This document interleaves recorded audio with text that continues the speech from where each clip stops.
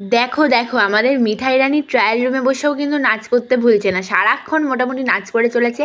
আর মিঠি রানীও একদম পছন্দ করে ফেলেছে তার জামা।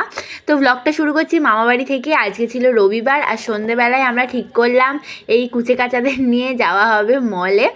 মিঠাই মাসিমণি সবাইকে স্কুটিতে বসিয়ে নিয়ে চলে এলাম মস্তনদুপুরে। তো বাজার কলকাতা খুলেছে মস্তনদুপুরে। আর মিঠাইয়ের হাসি দেখো। আর এই যে চলেও এসছি। আর আজকে কিন্তু প্রচুর বাইকটাই ছিল, বাইরে ভালোই মোটামুটি ভিড় ছিল। আর এখানে মাসিমণি ঢুকেই কুর্তি দেখছে। তো কুর্তির কাপড়গুলো কিন্তু বেশ ভালোই ছিল সত্যি বলতে। আর এখানে 299 অনওয়ার্ডস কুর্তি ছিল। তো এখানে আমরা কুর্তি দেখছিলাম। আর তারপরে 249 অনার্সও ছিল। তো এখানে মাসিমণি এই কুর্তিটা দেখছে। আর এই কুর্তিটাই লাস্ট অব্দি সেজো মাসিমণি নিয়েছিল, এই সাদা কুর্তিটা। তো কাপড়টা বেশ ভালোই ছিল। আর আমরা কুর্তির কালেকশন কিন্তু বেশ ভালোই ছিল। আর সেদিন মোটামুটি একটু ভিড়ও ছিল।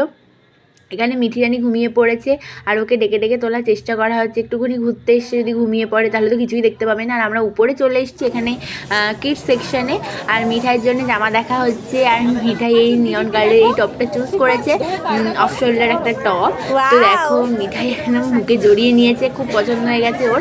তারপরে এই সেম ডিজাইনেরই ওর মানে কালারটা চেঞ্জ করে পিঙ্ক নেওয়া হয়েছিল, নিয়ন পিঙ্ক টাইপের। আর এখানে জিন্স টিন্স এইসব দেখা চলছে। আর তোমাদের একটুখানি টপও দেখিয়ে দিচ্ছি আমি। এখানে শরণ্য একটুখানি পোজ দিচ্ছে। আর এই যে আমাদের মিঠি রানী এবার কিন্তু জেগেই গেছে। আর এখানে ছোট বাচ্চাদের দেখো টপ ফ্রক ছিল।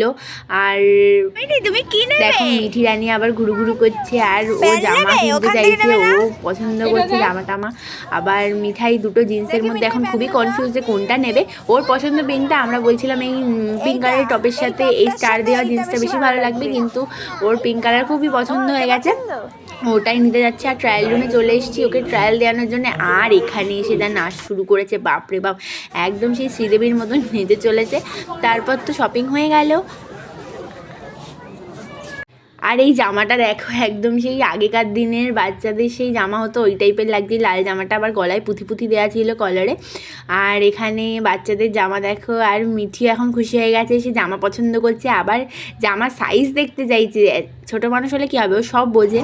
আর এই জামাটা লাস্ট অব্দি ওর জন্য নেওয়া হলো। অন্য একটা জামাকে পছন্দ করেছিল, বলছিল এটা আমার পছন্দ। তারপরে এইটা পছন্দ করা হয়েছে, মাসিমণি ওর জন্য এটা নিল। তো জামা পেয়ে কিন্তু খুবই খুশি হয়ে গেছে মিঠি। আর এখন আমাদের বাড়ি যাওয়ার পালা। তো আমরা এখন নিচে চলে এলাম, আর মাসিমণি বিলও করে নিল। আর তারপর তো এই জামাটাও মনে হয় পছন্দ হয়েছিল, জানি না। এটাও ধরে একটুখানি বুকে টুকে জড়িয়ে নিচ্ছে, ও ভাবছে ওটা ওরই জামা। তারপরে আবার বলছে নেবে না নেবে না। তারপরে জামাটা রেখে দেওয়া হলো।